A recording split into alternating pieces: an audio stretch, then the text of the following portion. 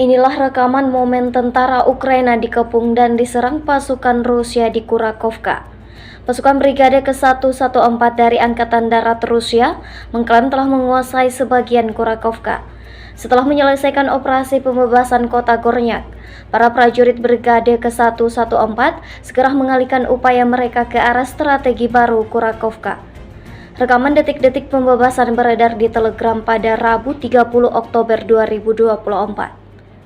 Dalam keterangan unggahan disebutkan, dengan percaya diri bergerak maju, unit Rusia melakukan pengepungan taktis ke tentara Ukraina, menjepitnya dan secara bertahap menghancurkan garis pertahanan. Di bawah tekanan terus-menerus dan serangan yang ditargetkan, pejuang Rusia melemahkan pertahanan Ukraina, memaksanya mundur meninggalkan peralatan dan posisi yang dibentengi.